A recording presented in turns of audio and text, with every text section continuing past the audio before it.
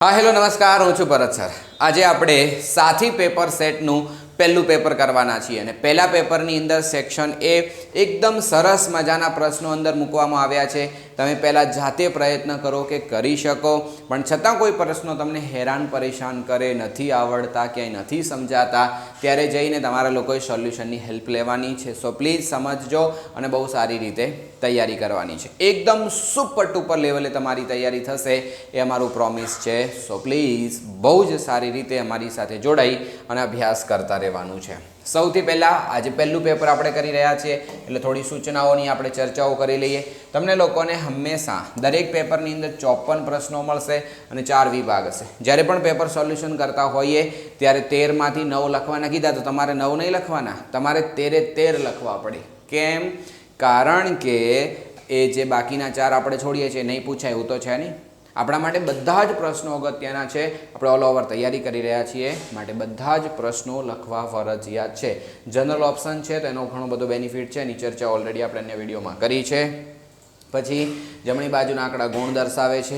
આકૃતિ જ્યારે દોરવાની આવે ત્યારે બહુ જ ધ્યાન રાખવાનું છે પેન્સિલથી અને એકદમ રૂડી રૂપાળી આકૃતિ દોરવાની રહેશે। નવો વિભાગ નવા પાનાથી શરૂ કરવો, આ વાતનું ખાસ બોર્ડની એક્ઝામમાં ધ્યાન રાખવાનું છે। અને પ્રશ્નો ક્રમમાં લખવા, આડાવડા લખવા નહીં, આ વાતનું પણ ખાસ તમારે ધ્યાન રાખવું। પછી કેલ્ક્યુલેટર છે, સ્માર્ટ વોચ છે અને ડિજિટલ વોચ, આનો ઉપયોગ નહીં કરવાનો કારણ કે તમને બોર્ડની પરીક્ષાની અંદર એની એન્ટ્રી નહીં મળે। હવે સમજી લો કે તમે ધારો કે અત્યારે હાલ દાખલો ગણી રહ્યા છો, અત્યારે એક્ઝામમાં નથી, આપણે ઘરે છીએ કે સ્કૂલમાં છીએ અને એ વખતે જો આપણે કેલ્ક્યુલેટરનો યુઝ કરી રહ્યા છીએ તો શું થશે? આપણને કેલ્ક્યુલેટર યુઝ કરવાની આદત થઈ જશે। નાના સરખા ગુણાકાર કરવાની આદત નહીં હોય ત્યારે આપણો સમય વધારે જશે ને કાં તો નાની સરખી ભૂલ પડવાના ચાન્સ રહેલા છે। માટે દરેક ગણતરીઓ ગુણાકાર, ભાગાકાર, બાદબાકી, સરવાળો વગેરે એ બધા જ જાતે કરવાની આદત પાડો। રેડી? અને ખાસ વંચાય તેવું હસ્તલેખન કરવું। ઘણી વખત ટીચર્સ કહેતા હોય છે કે બહુ સારા અક્ષરે લખો, તો એટલા બધા સારા અક્ષરે જરૂર નથી, પણ કેવું હોવું જોઈએ? પહેલી નજરે સ્પષ્ટ વંચાય એવા અક્ષરો હોવા જોઈએ। એટલે કોઈના અક્ષરો બહુ બધા ખરાબ આવતા હોય તો થોડાક સુધારવાની જરૂર છે, બહુ બધા મરોડદાર અક્ષર હોવા જોઈએ એવું કશું જરૂરી નથી। તો હવે આપણે શરૂઆત કરીએ। સૌથી પહેલો પ્રશ્ન અને મસ્ત પ્રશ્નો આની અંદર મેં તમને આપ્યા છે, પહેલાં તમે જાતે ટ્રાય કરો, જતા નથી થતા તો તમે મારો સહારો લઈ શકો છો કે જો સમીકરણો a - b = 2 અને a + b = 4 નો ઉકેલ આવો હોય તો x અને y ની કિંમત શોધો। મતલબ વચ્ચે વાત એ છે કે આ એક સમીકરણ તમારી પાસે છે અને આ છે સમીકરણ 2। આ બંને સમીકરણની અંદર a છે એ x છે અને b છે એ y છે, તો કાં તો તમે અત્યારે એને ચેન્જ કરીને પછી સાદું રૂપ આપો યા પહેલાં એ અને બી શોધી નાખો અને પછી અહીંયા કિંમત મૂકો, એનાથી કોઈ જ ફરક નહીં પડે એક્સ અને વાયની કિંમત શું હશે। તો તમે લોકો લોપની રીત શીખ્યા હશો અને ના શીખ્યા હોય તો અહીંયા સમજાવું જો। તો પહેલું સમીકરણ લખી દીધું અને બીજું સમીકરણ લખી દીધું। લોપની રીતનો નિયમ છે કે ચલનો સહગુણક તમારે સરખો કરવો પડે અને જો ચલનો સહગુણક સરખો હોય તો હવે નિશાની જોવાની।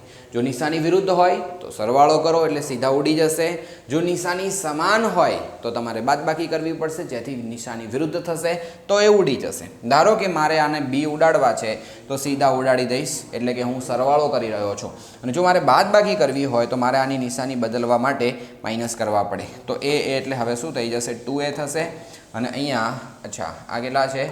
4 છે, તો 4 ને 2 કેટલા થઈ જશે? 6, તો એની કિંમત કેટલી થઈ ગઈ? 6/2 યાની 3, તો એની કિંમત આવી ગઈ 3। અને હવે શું કામ કરવું પડે? તો કોઈ એકમાં કિંમત મૂકી દો, જैसे કે બીજામાં મૂકીએ તો અહીંયા કેટલા આવશે? એના જગ્યાએ 3, બી એમનો એમ અને અહીંયા 4, તો બીની કિંમત કેટલી થઈ ગઈ? 4 - 3, તો બીની કિંમત થઈ ગઈ 1, તો બીની કિંમત 1 છે અને એની કિંમત કેટલી આવી? 3। પાછા ચેક કરો, 3 + 1 એટલે 4, 3 માંથી 1 જાય તો 2, માટે કન્ફર્મ થઈ ગયું કે એની બીની કિંમત આટલી છે। એની કિંમત 3 નો મતલબ થાય a = x હતા તો એની કિંમત 3 આવશે અને b = y હતા તો એની કિંમત કેટલી આવશે? 1। તો આવું ક્યાં ફિટ બેસે છે જરા સોચો। ચલો, x ની કિંમત હોવી જોઈએ 3 અને y ની કિંમત હોવી જોઈએ 1, તો અહીંયા સીધું આપણને ખ્યાલ થઈ। હવે એના સિવાય એક બીજો બી જુગાડ છે। આ કિંમતો ડાયરેક્ટ બધી આમાં ટ્રાય કરો, જેમ કે 3 ને 1 ને તો 3 અને આને એવું રીતે ચેન્જ કરી દો કે x - y = 2 અને x પ્લસ વાય બરાબર 4. તો ગણો હવે 3માંથી 1 જશે તો 2 અને 3 ને 1 4. તો અહીંથી બી ખબર પડી જાય આ થઈ ગયું. કોઈ લોપની રીત વગેરે તમારે કરવા જવાની જરૂર પડે નહીં. અને યાદ રાખજો, દરેક દાખલા એકદમ અપ ટુ ડેટ સમજાવવાનો છું અને એ સમજાયા બાદ તમે શીખી જશો. અને તમે જ્યારે શીખશો તો કદાચ કોઈ નાની સરખી રકમ બદલીને બી પૂછાય તો પણ તમને શ્યોર આવડશે, એની ગેરંટી છે. નેક્સ્ટ આગળ વધીએ કે નીચેના સમીકરણોમાં કયું સમીકરણ દ્વિઘાત સમીકરણ નથી. અમુક એટલા હરખ પદોડા ઉતાવળિયા કે રકમ વાંચે નહીં, ફટફટ ટીક કરવા માંડે. અહીંયા ના પાડી છે, નથી. કયું દ્વિઘાત સમીકરણ નથી? તો અહીંયા એક્સના વર્ગવાળું પદ, કારણ જો દ્વિઘાત સમીકરણનું સ્વરૂપ આવું હોય ax² plus bx plus c is equal to 0. આ દ્વિઘાત સમીકરણનું બેઝિક સ્વરૂપ છે. તો હવે જ્યારે આપણે અહીંયા એક્સના વર્ગની બાજુમાં એ હોવો જોઈએ અને હજી એક શરત છે એ નોટ ઇક્વલ ટુ 0, એ 0 ના હોવા જોઈએ.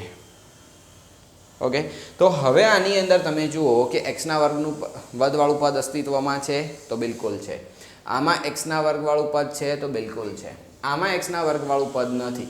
કેમ નથી? તો આની અંદર આવું હશે 0x² plus 2x minus 7 is equal to 0. એક્સના વર્ગનો સહગુણક 0 હોવાથી આખું 0 થઈ ગયું એટલે નીકળી ગયું. આ શરત ફિટ નહીં બેસતી એટલે આ દ્વિઘાત સમીકરણ નથી. અહીંયા જો એક્સના વર્ગવાળું પદ છે તો આપણો જવાબ કોણ આવશે? સી છે, એ આપણો કરેક્ટ આન્સર છે. આવી રીતે આપણે દરેક પ્રશ્નોને બહુ સમજદારીથી કામ કરવાનું છે. હજી જોઈએ કે 8, 12, 16નું 10મું પદ શોધો. હવે યાદ રાખો, આવો 2 માર્ક્સમાં પણ દાખલો પૂછાઈ શકે. 2 માર્ક્સમાં કશું જ નથી. 10મું પદ શોધવું છે ને, તો 10મું પદ શોધવા માટે આપણી પાસે ઓફિશિયલ સૂત્ર શું છે?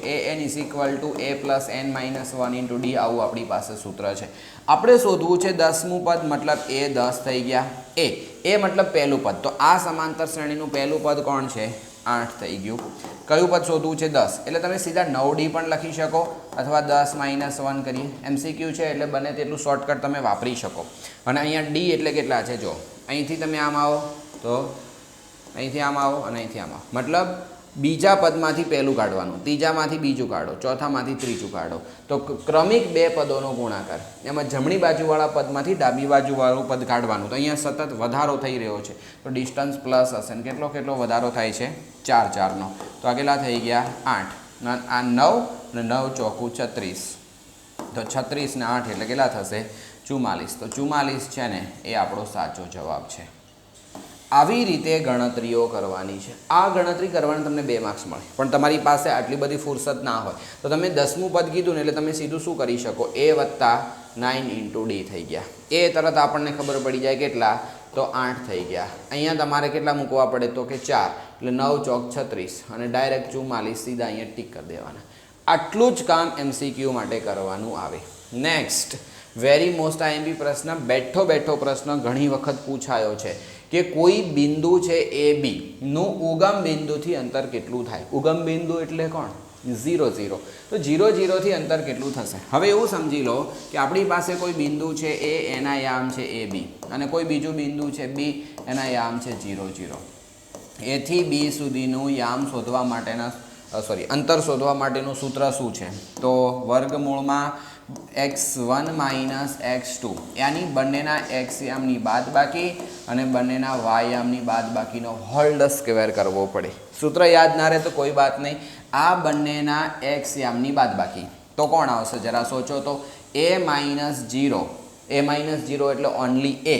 તો અહીંયા શું આવશે? a નો વર્ગ. અહીંયા જુઓ, અહીંયા મેં વચ્ચે એક સ્ટેપ નથી લખ્યું, અથવા તમારા આત્માન શાંતિ માટે લખવું હોય તો આવું લખાય. પછી અહીંયા કે a માઇનસ 0નો વર્ગ અને પછી અહીંયા y નો સહગુણક. તો શું આવશે? y યામ.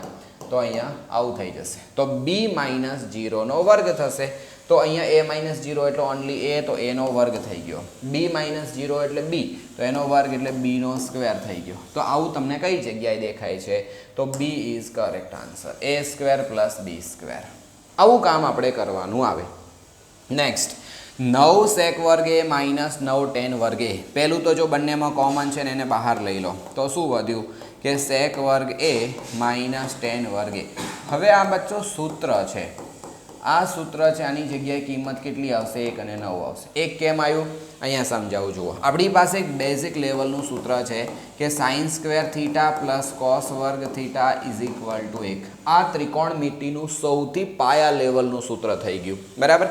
હવે અહીંયા મને કોણ જોઈએ છે તો tan અને sec. tan અને sec બંનેમાં છેદમાં કોણ આવે? tan નો મતલબ થાય sin ભાગ્યા cos અને sec નો મતલબ થાય 1/cos. બંનેમાં નીચે cos છે તો હું એક કામ કરું, આ આખાને cos વડે ભાગી દઉં. આને cos વડે ભાગું તો શું થશે? sin ભાગ્યા cos એટલે tan વર્ગ થઈ જશે. અહીંયા cos ભાગ્યા cos એટલે 1 આવશે અને આને cos વડે ભાગીશ તો sec વર્ગ થીટા થઈ જશે. હવે આના જેવું ફિટ બેસે તો શું થશે? sec વર્ગ આગળ હોવા જોઈએ, tan વર્ગ માઇનસ હોવા જોઈએ. તો tan ને આપણે સામે લઈ જઈએ તો શું થઈ જશે કે sec વર્ગ થીટા માઇનસ tan વર્ગ થીટા. તો આ સીધું સૂત્ર છે કે sec વર્ગ થીટા માઇનસ tan વર્ગ થીટા એટલે જવાબ શું આવશે? આનો 1 થઈ જાય, આ આખાનો 1 થઈ ગયું તો નવડો એમ ના એમ ને અહીંયા 1 મૂક્યો એટલે સીધો જવાબ 9 આવશે. આવી સરસ મજાની પ્રોસેસ છે અને યાદ રાખો કે આ ચેપ્ટરમાંથી યાની 8મા ચેપ્ટરમાંથી તમને લોકોને જે વિકલ્પો આપેલા છે ને બેઠા બેઠા પૂછાવાના ચાન્સ છે. તો દરેક વિકલ્પો ખાસ કરી લેજો, એનો તમને બહુ જ બેનિફિટ રહેશે. આગળ વધીએ. સામાન્ય રીતે કોઈ પણ આવૃત્તિ વિતરણ માટે બહુલક માઇનસ મધ્યસ્થ બરાબર ખાલી જગ્યા મધ્યસ્થ માઇનસ મધ્યક. મસ્ત મજાની એક શોર્ટકટ છે. જુઓ, તમને શોર્ટકટ સાંભળીને મોજ થઈ જશે. અહીંયા તમારી પાસે કોણ છે? બહુલક યાની z છે. રેડી? પછી માઇનસ મધ્યસ્થ, મધ્યસ્થને m કહેવાય. પછી અહીંયા ખાલી જગ્યા આપેલી છે. પછી અહીંયા કોણ છે? મધ્યસ્થ યાની m થાય અને મધ્યક યાની x બાર થશે. આવું છે, બહુ જ ધ્યાન દઈને સાંભળજો. તમારી પાસે એક આવું સૂત્ર છે z is equal to 3m minus 2x બાર. હવે આ બાજુ એક m હોવો જોઈએ કારણ કે આપણે m અહીંયા માઇનસ જોઈએ છે ને. તો હું શું કામ કરું જોજો કે આના ભાગલા પાડી દઈએ 2m પ્લસ m અને માઇનસ 2x બાર. આ m ને કુદાઈ અને આપણે આ બાજુ લઈએ તો શું થઈ ગયા? z માઇનસ m થઈ ગયા. અહીંયા વધ્યું શું? 2m અને 2x બાર. આ બંનેમાંથી કોણ બહાર નીકળે? તો 2. તો આવું થઈ ગયું. તો ચેક કરો, આની સાથે સરખામણી કરો. z માઇનસ m અહીંયા ખાલી જગ્યા m માઇનસ તો અહીંયા કેટલા થઈ જશે? 2. હજી આની અંદર આવું બી પૂછાય છે કે x આ બાજુ m ની જગ્યાએ x બાર હોય. ધારો કે અહીંયા x બાર જોતા હોય તો શું કરવું પડે? બે બાજુ x બાર ઘરના બાદ કરવા પડે. જૈસે કે આવું થશે z માઇનસ x બાર. તો સામે કોણ હતું?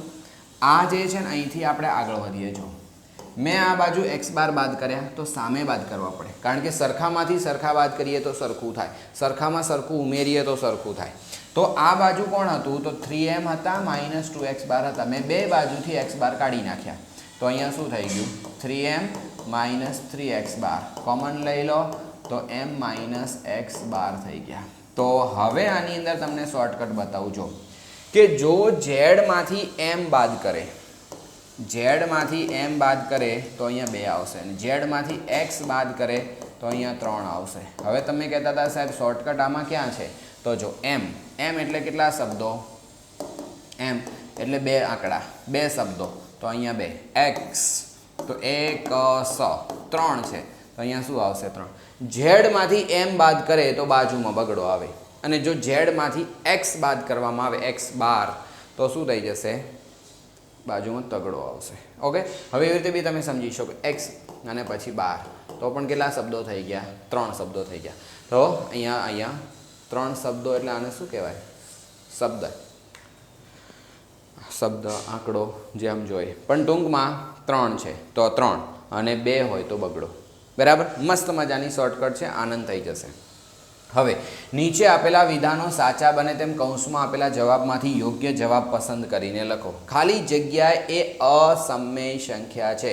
અસમય સંખ્યાનો મતલબ એવો થાય કે જે સંખ્યાની ઉપર વર્ગમૂળ આપેલું હોય તો વર્ગમૂળ નીકળવું જોઈએ. વર્ગમૂળ નથી નીકળતું તો એ અસમય સંખ્યા છે. જો વર્ગમૂળ નીકળી જાય છે તો એ સંખ્યા સમય બની જશે. અને અસમયનો મતલબ થાય અનંત અને અનાવૃત. અનંત સુધી જવાબ જાય, પોઈન્ટ પછી 100 કેટલાય આંકડા આવે પણ ક્યારેય રિપીટ ન થાય તો એને શું કહેવાય? અનંત અને અનાવૃત કહેવાશે. એ બધી બહુ ડિટેલની વાતો છે બટ ફિલહાલ અહીંયા સમજીએ તો આ જો 5નું વર્ગમૂળ કાઢો નહીં નીકળતું, 4નું વર્ગમૂળ કાઢો તો કેટલા થશે? તો 4નું વર્ગમૂળ 2 છે અને 3નું વર્ગમૂળ કાઢો તો એ નહીં નીકળતું. તો અહીંયા કહે છે કે અસમય સંખ્યા નથી. આ ખાસ વાંચવાનું. અસમય સંખ્યા નથી તો આ અસમય છે આ અસમય છે બટ આ અસમય નથી, કારણ કે આ સમય છે, અસમય નથી એનો મતલબ સમય છે. આપણે કોઈને કહીએ ને કે ભાઈ આ માણસ ગાંડો નથી, એનો મતલબ ડાયો છે, એવી વસ્તુ તો થઈ. તો અહીંયા શું આવશે? અસમય નથી તો સમય છે. તો સમય છે એવું કોણ આમાંથી? તો 4નું વર્ગમૂળ નીકળે છે એટલે આવશે 2. અને ખાસ યાદ દેવડાવી દઉં કે ધોરણ 9 અને ધોરણ 10નો આખા ગણિતનો અભ્યાસક્રમ 100% ફ્રી આપણી યુટ્યુબ ચેનલ ઉપર મૂકેલો છે. આપણી એક ડિજિટલ બુક પણ છે. જે દાખલો શીખવો એના ઉપર ક્લિક કરો એટલે એનો દાખલાનો વિડીયો શરૂ થઈ જાય. આવી સરસ મજાની પેટર્ન બનાવેલી છે. તમારા લોકોનું પેપર સોલ્યુશન તો હું કરાવી જ રહ્યો છું, બટ હજી એમ થાય કે સાહેબ મારે એનાથી એક્સ્ટ્રા દાખલા શીખવા છે, અન્ય કોઈ પેપર સેટ હું ચેક કરતો તો એમાંથી મને પણ અમુક પ્રશ્નની અંદર તકલીફ આવી, તો તમે આપણો આખો કોર્સ અવેલેબલ છે, તમે જોશો તો તમને એનો બહુ જ બેનિફિટ રહેશે. નેક્સ્ટ આગળ વધીએ કે જો આલ્ફા અને બીટા એ બહુપદીઓ, આ બહુપદી આપેલી છે ના શૂન્ય હોય તો આવું શોધો. હવે યાદ રાખો કે શૂન્યનો સરવાળો અને શૂન્યનો ગુણાકાર તો તમે જાણો છો, પણ જ્યારે આવું વ્યસ્ત કરીને આપશે ને ત્યારે તકલીફ થઈ જશે. હવે યાદ રાખો કે 1/α + 1/βનો મતલબ શું થાય? લસા લઈ લો. તો આનો જ્યારે આવી રીતે લસા લઈશું તો અહીંયા આવશે બીટા પ્લસ આલ્ફા અને અહીંયા શું થઈ જશે? નીચે બંનેનો ગુણાકાર. તો ઉપર શું થયું ખબર છે? Alpha plus beta. તો શૂન્યનો ગુણાકાર દ્વિઘાત બહુપદી છે, અહીંયા જોઈ લો. તો દ્વિઘાત બહુપદી માટે શૂન્યોનો સરવાળો શોધવાનું સૂત્ર શું? તો કે -b/a. અને શૂન્યનો ગુણાકાર શોધવાનું સૂત્ર શું? તો કે c/a. બંનેના નીચે એ છે એ કેન્સલ થઈ જાય, કારણ કે અંશ અને છેદનો છેદ સરખો હોવાથી સીધો આપણે ઉડાડી દીધો. તો આપણો જવાબ શું બની ગયો? -b/c. હવે આ માઇનસની જગ્યાએ માઇનસ રહેશે. b એટલે કોણ? b મતલબ x નો સહગુણક. તો અહીંયા તમે જુઓ, આમાં x ની બાજુમાં તમને કોણ દેખાય છે? x ની બાજુમાં -7 દેખાય છે. આ માઇનસ નિયમના હતા, અહીંયા છે જ, પણ આ જ્યાં b છે ને ત્યાં -7 છે. થોડી રૂપાળી પ્રોસેસ આપણે કરવાની છે, બિલકુલ અમેઝિંગ પ્રોસેસ છે, ધ્યાન દઈને કરે જાઓ, બહુ જ મજા આવશે. નેક્સ્ટ, સમતોલ પાસા પર અંક 4 આવવાની સંભાવના ખાલી જગ્યા છે. એક પાસાને જ્યારે આપણે ફેંકીએ છીએ તો એના ઉપર 4 આવે એની સંભાવના કેટલી? પાસા ઉપર કયા નંબર લખેલા હોય? 1 2 3 4 5 6. ચોગડો કેટલી વાર? તો કે એક જ વખત. તો એક જ વખત આવે ને, પાસો એક વખત ફેંક્યો તો ચોગડો આવવાના ચાન્સ એક જ વખત છે. તો અહીંયા શું આવશે? એક વખત અને ભાગાકારમાં કોણ આવશે? ટોટલ પરિણામ. કારણ કે સંભાવનાનું સૂત્ર છે ઘટના ઉદ્ભવવા માટેના પરિણામોની સંખ્યા ભાગ્યા કુલ પરિણામોની સંખ્યા. તો 1/6 થઈ જશે. પણ ઘણી વખત અમુક લોકો શું કરે ખબર? ઉપર કહેશે 4 આવવાના એટલે 4 અને નીચે 6. તો પછી અહીંયા શું કરશે? 3 દૂની 6 અને પછી અહીંયા 2 2 કેન્સલ કરે, 2 દૂની 4 અને 3 દૂની 6, 2 2 ઉડાડી દે. અથવા અહીંયા ઓપ્શન 4/6 છે જ એટલે તરત એ ટીક કરી નાખે. તો આની અંદર બહુ ધ્યાન રાખવાનું અને બહુ ઉતાવળ નહીં કરવાની. MCQ તમારી પાસે કેટલા છે? ટૂંકા પ્રશ્નો 24 છે. કેટલો સમય આપી શકો? 1 માર્ક્સનો પ્રશ્ન હોય ને તો તમે લોકો આરામથી 2 મિનિટ અને 15 સેકન્ડ આપી શકો. 2.5 મિનિટનો ટાઈમ તમારી પાસે હોય એક પ્રશ્ન સોલ્વ કરવા માટે. હવે વિચારો કે તમારે 24 પ્રશ્નો સોલ્વ કરવાના છે, તો 24 દુ 48 મિનિટ તો આ થઈ ગઈ અને 4 MCQ એ 1 મિનિટ અહીંથી મળે. તો 24 ને 4 વડે ભાગો એટલે કેટલા થાય? 6 ચોક 24 એટલે 6 તો હજી 6 કરો. તમને લોકોને સેક્શન A કરવા માટે 54 મિનિટ લાગે ને, 54 મિનિટ, ત્યાં સુધી તમારો ટાઈમ ના ખૂટે કોઈ દિવસ. સોચો. તો 54. હવે અમુક MCQ તો એવા હશે કે જે ખાલી જોતાં જ તરત ખબર પડી જશે. માની લો કે આ MCQ હતો તો આની અંદર આપણે ક્યાં સમય આપ્યો? જોતાં જ ખબર પડી ગઈ હતી, બરાબર. આ ધારો કે હોત આમાં પણ જોતાં જ ખબર પડી જાય. ધારો કે આ છે તો એમાં બી કોઈ ગણતરીની જરૂર નહીં, આમાં કોઈ વિશેષ ગણતરીની જરૂર નહીં. તો અમુક MCQ એવા હશે કે જેની અંદર તમે ગણતરી કરતાં કરતાં 2 3 4 મિનિટ જતી રહે તો કોઈ ચિંતાનો વિષય નથી. એટલે બહુ સમજી વિચારીને કરવાનું છે. શાંતિ એટલે એટલી એ શાંતિ નહીં આ પાછી. ચલો નેક્સ્ટ, જેમ જેમ થીટાનું મૂલ્ય વધે તેમ તેમ કોસ થીટાનું મૂલ્ય વધે છે.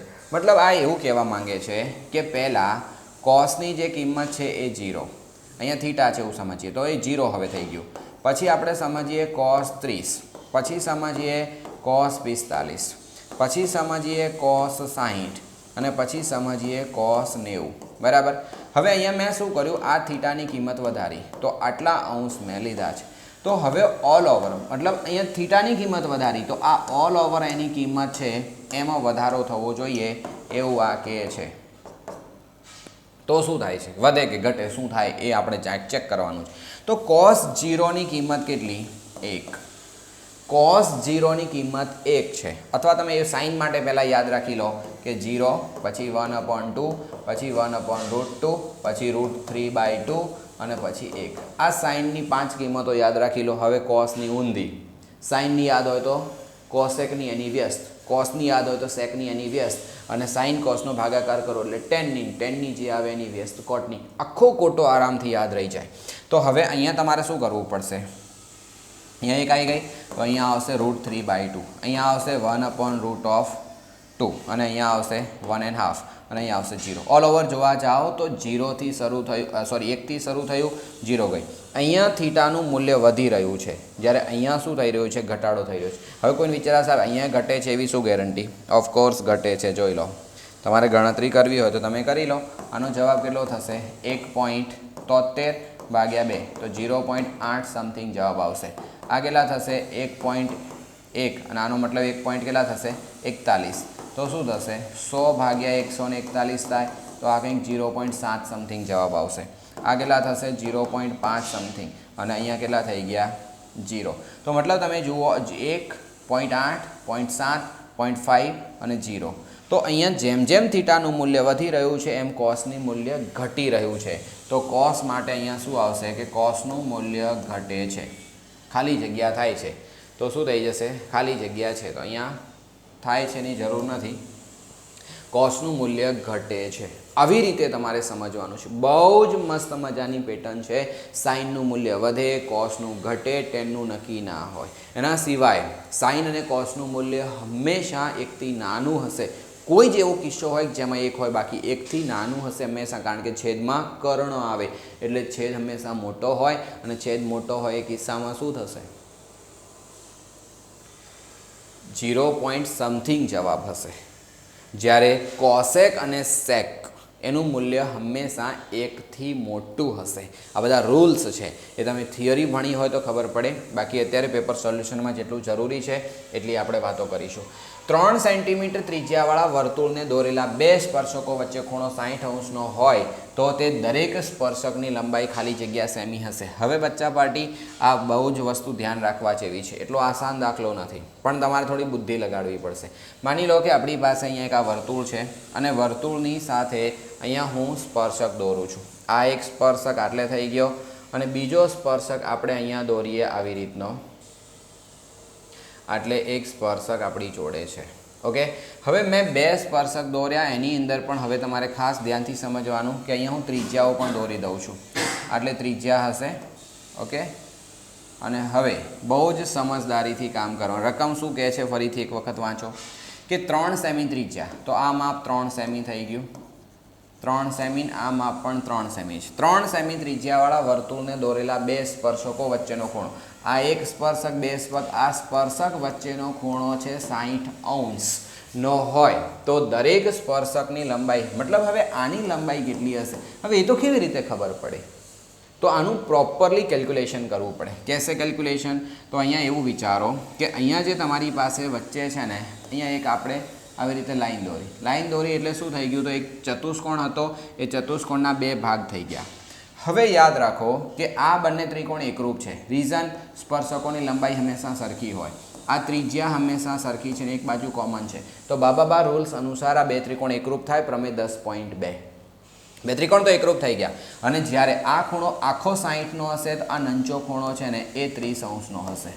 જો એ ખૂણો 30 અંશનો હોય તો ફરી પાછું યાદ રાખો કે અહીંયા આ માપ છે 90 અંશનું હોય, તો હવે આ કર્ણ છે, આ કર્ણ થઈ ગયો, બરાબર।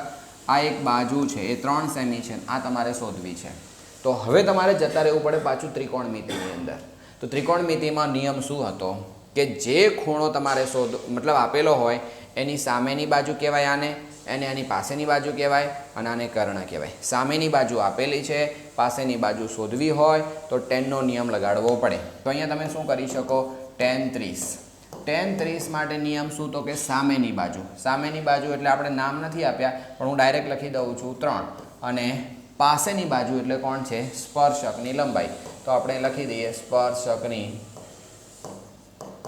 સ્પર્શકની લંબાઈ આપણે શોધવી છે. આવી વસ્તુ થઈ ગઈ. તો tan 30ની કિંમત કેટલી? હવે tan 30ની કિંમત પણ તમને યાદ હોવી જોઈએ અને યાદ ના હોય તો એક વખત કોઠો લખતા શીખી જાઓ. કોઠો તમારે કેવી રીતે લખવાનો છે અહીંયા ફટાફટ કહી દઉં છું. મેં હમણાં તમને કીધું હતું. અહીંયા કેટલા આવશે? પહેલાં સાઇન માટે 0, પછી 30, પછી 45, પછી 60 અને પછી 90. અહીંયા આવશે પહેલાં સાઇન.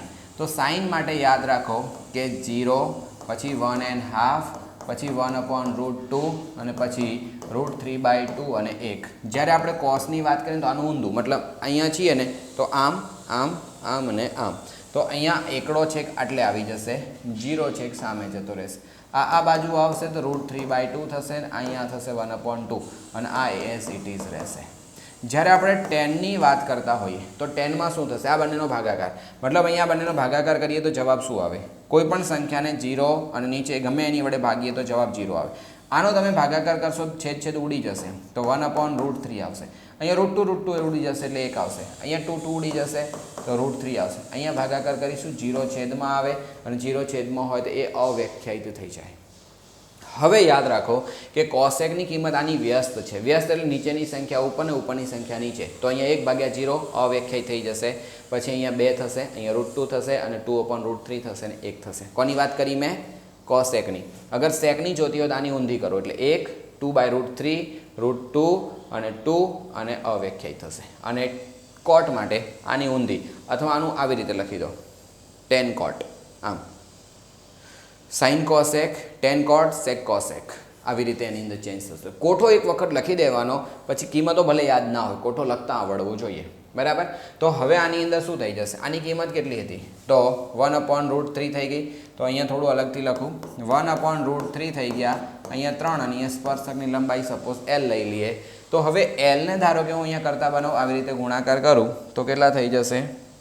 એટલે કે L અને આ બાજુ ગુણાઈ જશે તો 3√3 સેન્ટીમીટર થશે. તો આવું તમને જ્યાં આપેલું હોય એ આપણો કરેક્ટ આન્સર થઈ જશે. આવું મસ્ત મજાનું કામ છે. હવે એવું કહે છે કે નીચે આપેલા આવૃત્તિ વિતરણનો બહુલક ખાલી જગ્યા વર્ગ છે. બહુલક વર્ગ, બહુલક અથવા બહુલકીય વર્ગ પૂછાય તો એ કેટલો હશે? Very simple. બહુલક જ્યારે પૂછાય તો બહુ જ આસાન છે કે તમને લોકોને જે આવૃત્તિ આપેલી હોય એમાં સૌથી મોટી આવૃત્તિ શોધી નાખો. તો 8, આ બધામાં સૌથી મોટું કોણ? તો કે 25. બસ સૌથી મોટી આવૃત્તિનો વર્ગ એને કહેવાય બહુલકીય વર્ગ. હા, મધ્યસ્થ વર્ગ પૂછાય તો નંચિક ગણતરી કરવી પડે, પણ અહીંયા શું આવશે કે બહુલકીય વર્ગની અંદર વેરી સિમ્પલ કે જેટલી સંખ્યા આપેલી હોય એમાં સૌથી મોટી સંખ્યાનો વર્ગ એટલે એને કહેવાય બહુલકીય વર્ગ. તો 60 થી 80 એ આપણો જવાબ આવી ગયો. આવું કામ તમારા લોકોએ કરવાનું છે. બરાબર? તો બિલકુલ મસ્ત મજાના દાખલાઓ આગળ વધી રહ્યા છે અને ખૂબ જ આનંદથી ધ્યાનથી સમજીને કામ કરશો તો મજા આવશે.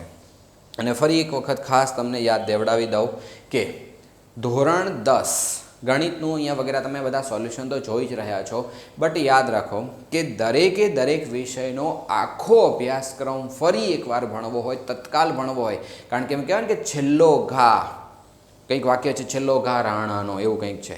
મતલબ આ એવા સેન્સમાં છે કે જે વ્યક્તિએ છેલ્લે મજૂરી કરી લીધી હોય એ વ્યક્તિને સારું રિઝલ્ટ આવે.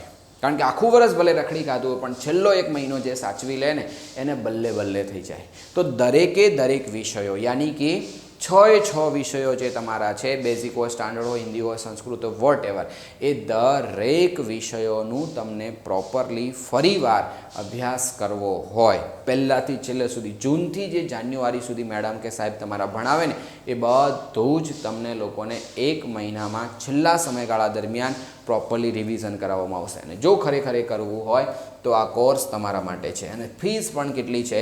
199 રૂપિયા માત્ર ફીસ છે અને એ ભરી અને તમે અમારા કોર્સની અંદર જોડાઈ શકો છો. એકદમ અમેઝિંગ લેવલ ઉપર તૈયારી થશે અને બીજી અહીંયા જે કંઈ પણ ફેસિલિટીઝ લખી છે એ તો તમને મળશે જ. સો પ્લીઝ આનો લાભ ચોક્કસ લેજો. બહુ જ બેનિફિટ થશે. બહુ એટલે અલગ લેવલ ઉપર તમારી તૈયારી થશે.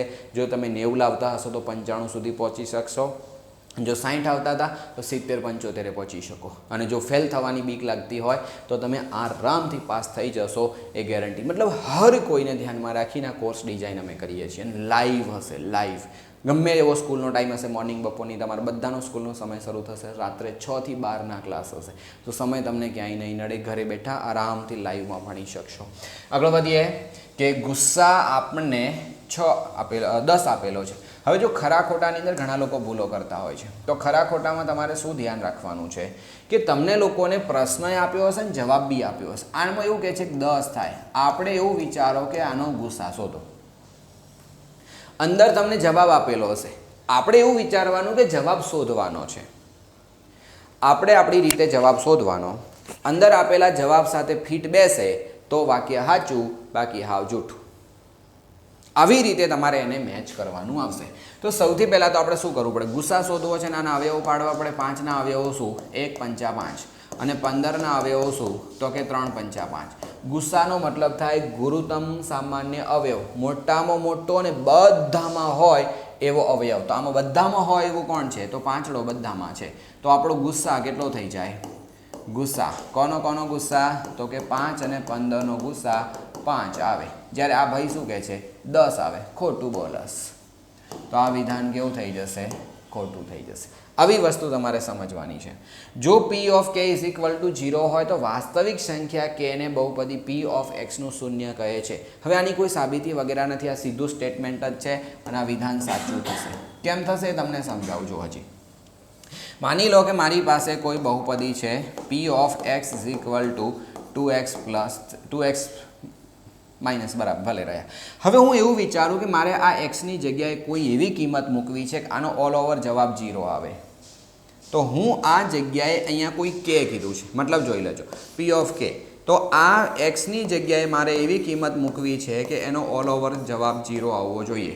તો હું અહીંયા એવી કિંમત મૂકું જશે કે આ સ્પેશિયલ કિસ્સામાં હું કઈ કિંમત મૂકી શકું કે 3/2 અહીંયા મૂકી દઉં. તો 3/2 મૂકીશ તો શું થશે? અહીંયા પણ 3/2 આવશે અને -3. બગડો કેન્સલ, 3માં 3 જાય તો જવાબ શું આવ્યો? 0.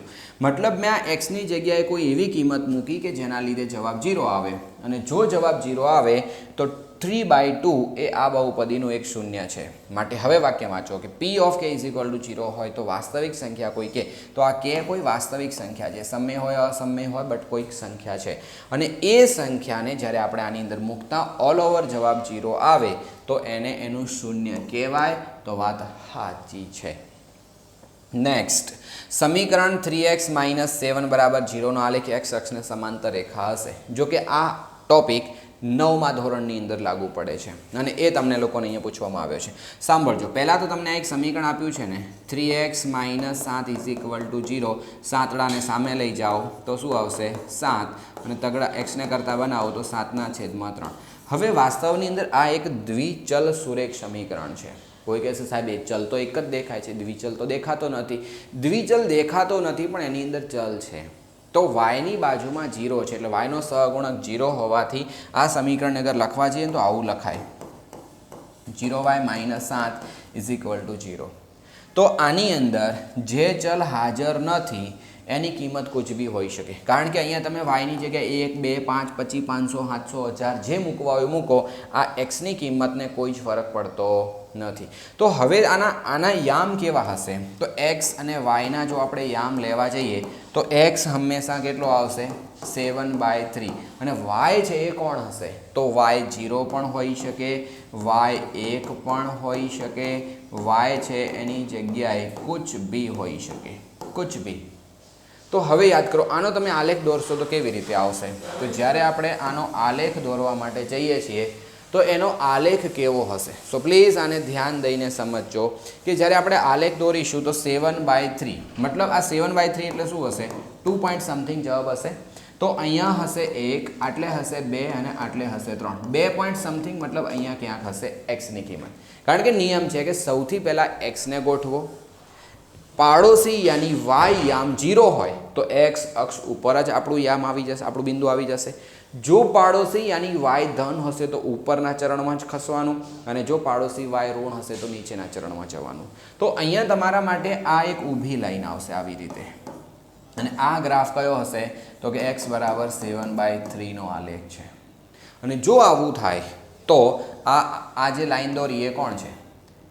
આ x અક્ષ છે અને આ અહીંયા લાઈન દોરી એને લંબ છે. આ એવું કહે છે કે સમાંતર છે, તો ખોટું બોલસ. તમે થિયરિકલ એક પોઈન્ટ યાદ રાખી શકો કે x બરાબર એ મતલબ કોઈ પણ એક વાસ્તવિક સંખ્યા છે તો આનો આલેખ કેવો હશે? x બરાબર કરીને આપ્યું હોય તો એ x અક્ષને લંબ હોય, x અક્ષને લંબ હોય અને y અક્ષને સમાંતર હોય. બરાબર. આનું ઊંધું કે જો y = b પ્રકારનો આલેખ હોય, y છે ને y હાજર, એનો મતલબ શું?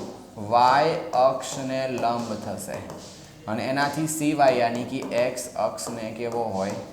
સમાંતર હોય. આવું આપણે ધ્યાન રાખવું પડે. થિયરિકલ પોઈન્ટ્સ છે. કોઈને થાય કે સાહેબ હજી તો પ્રોપર નહીં સમજાતું. ચેપ્ટર 7 આખું એકદમ ટુ ડેટ ભણાવ્યું છે. આ બધી જ થિયરી આની અંદર મેં મૂકી છે અને કેટલાય બિંદુઓના યામ શોધીને આપ્યા છે, કયા ચરણમાં હોય, કેમ એ જ ચરણમાં છે. બહુ જ અમેઝિંગ. ખાલી થિયરી જોઈ લેજો, મોજ મોજ થઈ જશે. ઓકે, ચલો.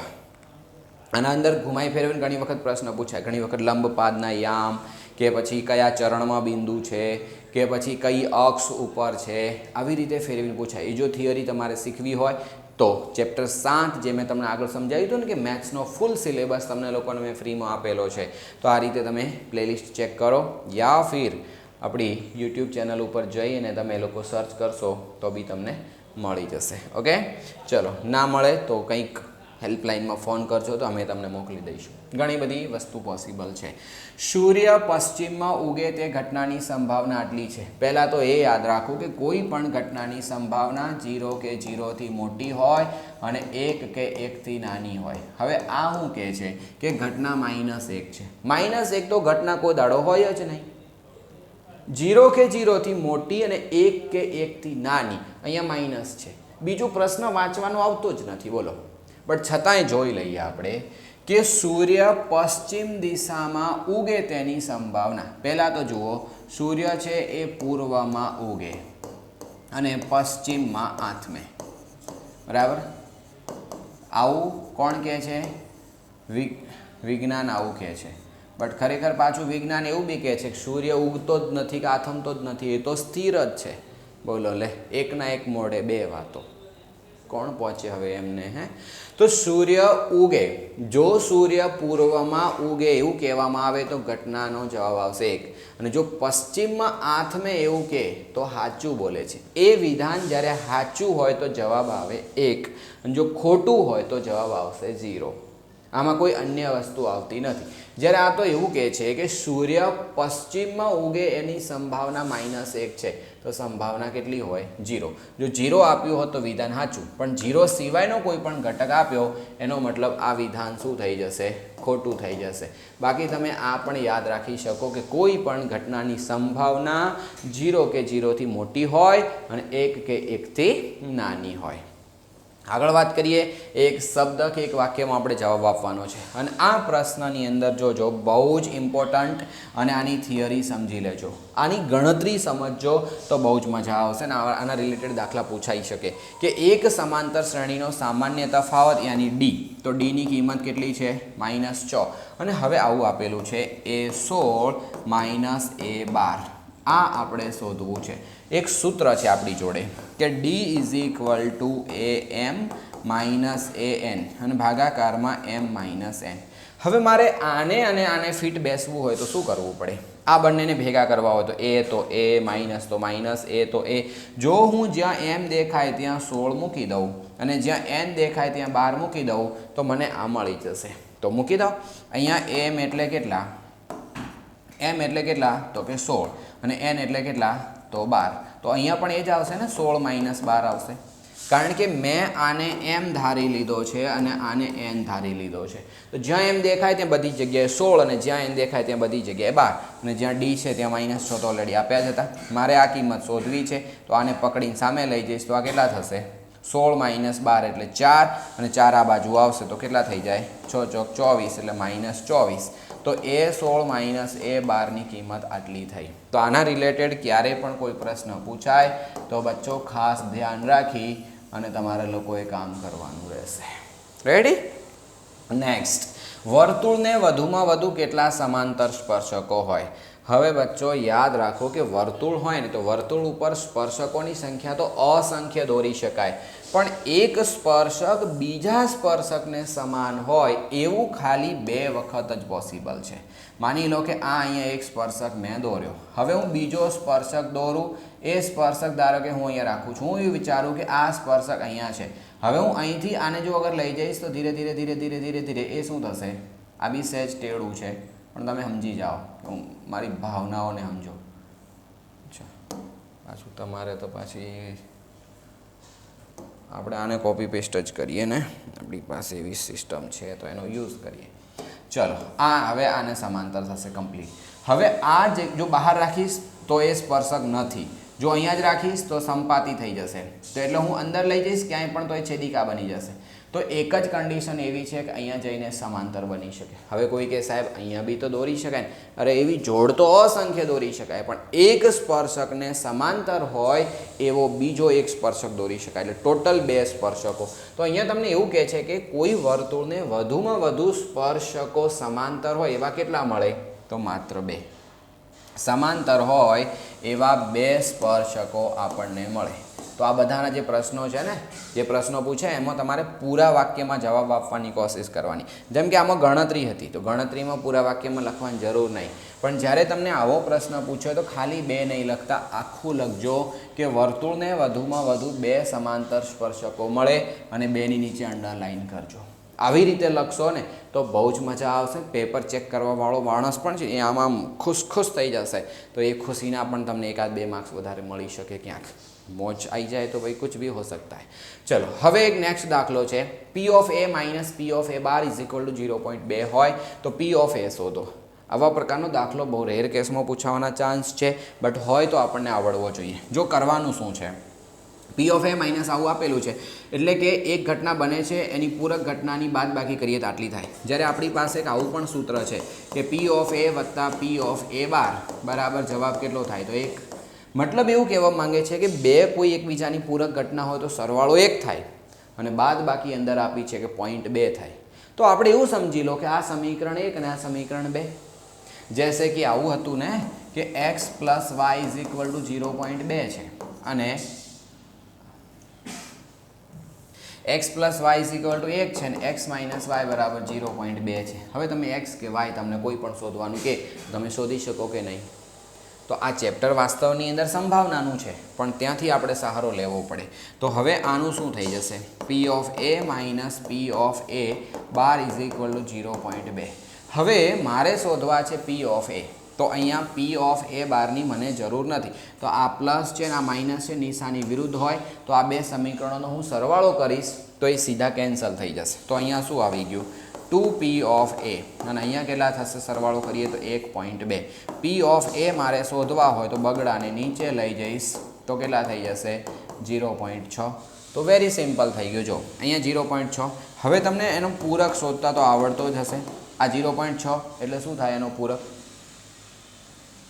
પોઈન્ટ પછી એક આંકડો હોય તો એને 10માંથી બાદ કરી દેવાના, પોઈન્ટ પછી 2 આંકડા હોય તો 100માંથી, પોઈન્ટ પછી 3 આંકડા હોય તો 1000માંથી. એવી રીતે સમજવાનું. એવું ના આવડે તો પછી સીધી તમને આ સૂત્ર મુજબ ગણતરી તમે કરી શકશો. બરાબર? બહુ ઉતાવળિયાત થઈ અને જવાબ ખોટો નહીં લખતા. તો આ બંને વસ્તુ થઈ ગઈ. ચેક કરી લો. 0.6 માંથી 0.4 જાય તો 0.2. તો આ સમીકરણનું સમાધાન થઈ ગયું. આ આપણું મેઇન સમીકરણ છે એનું પણ સમાધાન થઈ ગયું. માટે આપણને ખબર પડી ગઈ કે P of A ની કિંમત કેટલી છે? આટલી. તો આ શોધવા જવાની જરૂર નહીં, પણ કદાચ આ પણ પૂછાય તો મેં તમને શોધતા શીખવાડી દીધી. ઓકે, તો આવી રીતે એકદમ પરફેક્ટ લેવલ ઉપર તૈયારી તમારી થશે ફૂલ મોજથી. હવે કોઈ પણ માહિતી માટે તેના દરેક અવલોકનનો મધ્યકમાંથી લીધેલ વિચલનનો સરવાળો કેટલો થાય?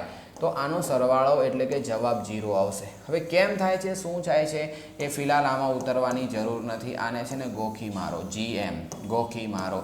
તો આવો કોઈ પ્રશ્ન પૂછાય તો 0 આવે એવું ખાલી તમે યાદ રાખજો. બીજું કંઈ વિશેષ કરવાની આમાં જરૂર નથી ને સમજાવતો બી નથી. હવે જુઓ કે શંકુની વક્ર સપાટીનું પૃષ્ઠફળ યાદ રાખી લો કે આ ચેપ્ટર યાની કયું આપણું ચેપ્ટર 11 નવા સિલેબસ પ્રમાણે જૂના સિલેબસ પ્રમાણે ચેપ્ટર છે આ 12મું. ઓકે, તો હવે આની અંદરથી માત્ર તમને એક જોડકું પૂછાવાનું છે બેઝિક મેથ્સની અંદર, અને આ જોડકું કરવા માટે તમને બધા જ સૂત્રો ક્લિયરલી આવડવા જોશે, ત્યારે જઈને તમારો મેળ પડશે. સો પ્લીઝ સૂત્રો તમે ખાસ યાદ રાખજો. અચ્છા, ઊંધું થઈ ગયું નહીં, ચેપ્ટર બદલી ગયા. વૃતાંશ, અચ્છા આ ચેપ્ટર 11 છે અને આ ચેપ્ટર 12 છે નવા સિલેબસ પ્રમાણે. જૂના સિલેબસ પ્રમાણે તો ચેન્જ થઈ જશે, આ 13મું થઈ જશે અને આ 12મું થઈ જશે. બોલો, ચેપ્ટરના ડખા ચડી જાય છે. તો પૃષ્ઠફળ અને ઘનફળવાળું જે ચેપ્ટર છે એમાંથી આ પ્રશ્ન પૂછાશે, એક જોડકું, એટલે તમારે એમાંથી બધા સૂત્રો કમ્પ્લીટ કરી લેવાના. સૂત્રો કમ્પ્લીટ આવડે એનો મતલબ કામ પૂરું. તો આ પાઠ પણ મેં આખો ભણાવ્યો છે. એ પાઠના તમે થિયરિકલ પોઈન્ટ્સ અને સૂત્રો જોઈ લો, કેવી રીતે બને કે તે યાદ રાખવાના, અને જેટલા જરૂરી છે એટલા બધા જ સૂત્રો મેં એની અંદર આપી દીધા છે. તો તમને લોકોને એની અંદર ફાયદો થઈ જશે. અને શું આવશે જુઓ, શંકુની વક્ર સપાટીનું પૃષ્ઠફળ. વક્ર સપાટી એટલે શું આવશે? પાઈ આર એલ. આ સૂત્ર તમારે યાદ રાખવું પડે. તો પહેલાંનો જવાબ શું છે? સી. તો તમે જ્યારે પરીક્ષામાં લખશો ત્યારે કઈ રીતે લખશો? નંબર 21 શંકુની વક્ર સપાટીનું પૃષ્ઠફળ, અને સામે આવી રીતે ડેશ કરીને સી કરવાનો, અને આ બાજુમાં જવાબ પણ લખવાનો પાઈ આર એલ. આવી રીતે લખવાની સિસ્ટમ છે. ઓકે, પછી અર્ધ ગોલકની વક્ર સપાટી. અર્ધ ગોલક, ગોલકની વક્ર સપાટી. હવે જો યાદ કરાવું કે વર્તુળનું ક્ષેત્રફળ શોધવાનું સૂત્ર શું? પાઈ આર સ્ક્વેર. ગોલકની વક્ર સપાટી કે તો 4, અર્ધ ગોલક કે તો 2. પણ જો અર્ધ ગોલકની કુલ કે, જैसे कि અર્ધ ગોલક આવી રીતે હોય તો આ વક્ર સપાટી એટલે ખાલી આટલી જ 2 પાઈ આર સ્ક્વેર. પણ ટોટલ કે તો આ ઢાંકણું ફિટ કરવું પડે. મતલબ એવું સમજી લો કે લીંબુ એટલે એક આખો ગોલક છે, તો એની વક્ર સપાટી થઈ 4 પાઈ આર સ્ક્વેર. તમે વચ્ચેથી કાપી નાખો એટલે લીંબુનો પાછળનો છોતરાવાળો જે ભાગ છે એનું જ ખાલી થશે, એનું અડધું, યાની 2 પાઈ આર સ્ક્વેર. પણ હવે લીંબુનો જે ભાગ છે આપણે ખાવું હોય તો ચાટીને ખાઈએ ને, એ ભાગ એક વર્તુળ છે, એટલે એનો મતલબ શું થઈ જશે? 2 પાઈ આર સ્ક્વેર ને વત્તા પાઈ આર સ્ક્વેર, તો 3 પાઈ આર સ્ક્વેર થઈ જશે. તો આવી રીતે સમજદારીથી સૂત્રો યાદ રાખવાના છે. તો અહીં કીધું છે અર્ધ ગોલકની વક્ર સપાટી, તો આનો જવાબ શું આવશે? એ આવશે. મતલબ આ અહીંયા જશે અને આ અહીંયા આવશે. તો અહીંયા મેં તમને આવ્યું સમજાવ્યું, પણ લખવાનું કેવી રીતે? તો એ હજી કહી દઉં. 21 નંબર આખી લાઈન ડેશ કરી સી અને બાજુમાં એનો સાચો જવાબ. એવી રીતે 22 અર્ધગોલકની વક્ર સપાટીનું પૃષ્ઠફળ ડેશ કરીને એ અને 2 પાઈ આર સ્ક્વેર. આ એની પેટર્ન છે, એને ખાસ ધ્યાન રાખજો. નેક્સ્ટ તમને લોકોને આ જે અત્યારે હાલ આપણા સિલેબસની અંદર લેટેસ્ટ જે ચેપ્ટર છે એ 11મું ચેપ્ટર છે. 11મા ચેપ્ટરની અંદર તમને 2 ટૂંકા પ્રશ્નો યાની કે અહીંયા જોડકું પૂછાશે, અને આ જોડકા માટે ખાસ યાદ રાખજો મોસ્ટ ઓફ કિસ્સામાં સૂત્રો હશે. અને મેં 5 પેપર જે તમને આપ્યા એમાં ટ્રાય કર્યો છે કે બધું એમાં કવર થઈ જાય, તો એ પણ તમને બેઠું પૂછાવાના ચાન્સ છે. તો લઘુ વૃતાંશની પરિમિતિ. હવે લઘુ વૃતાંશ હોય કેવો? તો આ વર્તુળ છે અને અહીંથી આ છે ને એ પરિમિતિ, મતલબ અહીંથી ચાલવાનું, આમ જવાનું, અહીંયા આવવાનું. આને ત્રિજ્યા કહેવાય, આને ત્રિજ્યા કહેવાય, આને ચાપ કહેવાય. તો ચાપ એટલે એલ. તો શું કહે છે? લઘુ વૃતાંશની પરિમિતિ. તો કેટલા થશે? અહીંથી ચાલીને આમ આવો એટલે આર વત્તા એલ વત્તા આર. તો શું થઈ ગયું? 2r વત્તા એલ. તો પહેલું જ સામને આમને સામને જ એનું સીધું સૂત્ર છે. તો 23 લઘુ વૃતાંશની પરિમિતિ ડેશ એ, અને આવું સીધું લખી દેવાનું. પછી લઘુ ચાપની લંબાઈ. તો લઘુ ચાપની લંબાઈ યાની આ એલ શોધવા માટેનું સૂત્ર શું હતું? તો એલ શોધવાનું સૂત્ર હતું પાઈ આર થીટા ભાગ્યા 180. કેવી રીતે બન્યું એની પણ આખી સ્પેસિફિક મેથડ છે, કારણ કે વર્તુળનો પરિઘ શોધવાનું સૂત્ર 2 પાઈ આર. એમાંથી આપણે આટલો જ ભાગ જોઈએ છે, અને આટલો ભાગ જોઈએ એટલે આખું 360 અંશ કહેવાય, અને આપણે જેટલું જોઈએ છે એના 2 છેડા અહીંયા જેટલો ખૂણો બના 360 આખું કહેવાય. પણ આપણે કેટલા ખૂણાનો ભાગ જોઈએ છે તો એનું નામ અહીંયા થીટા આપવામાં આવ્યું, અને આ કેન્સલ કરે તો 180 થશે. તો સૂત્ર બની ગયું પાઈ આર થીટા 180. તો આનો જવાબ તમારે 24 લઘુચાપની લંબાઈ સી અને આટલું લખવાનું. આ લઘુ વૃતાંશનું ક્ષેત્રફળ છે. સો પ્લીઝ બહુ સમજજો અને બહુ જ ધ્યાનથી સમજદારીથી તમારે લોકોએ કામ કરવાનું છે. મેં કેટલા પ્રશ્નો આની અંદર તમને કરાવ્યા? 24 પ્રશ્નો કરાવ્યા. બહુ બધો સમય ગયો છે, પણ મારો ઉદ્દેશ્ય હંમેશા હોય છે કે એક વખત તમે લોકો મારી પાસે કોઈ બી પ્રશ્ન ભણી લો એટલે એ તમને ગમે એવી રીતે ઘુમાઈ ફેરવીને પૂછે, તમને આવડે ને આવડે જ. ક્લિયર? તો બહુ જ શાંતિથી સમજદારીથી ભણ્યા એ બદલ બહુ જ ખૂબ ખૂબ આભાર. અને છેલ્લે ખાસ કહીશ, ક્રેશ કોર્સ વિશે યાદ રાખજો. અને શાયદ જો આ વિડીયો તમે યુટ્યુબમાં જોઈ રહ્યા હોય તો શેર એન્ડ સબસ્ક્રાઈબ કરવાનું ભૂલતા નહીં. આપણે મળીએ નવા વિડીયોમાં. બાય. Thank you.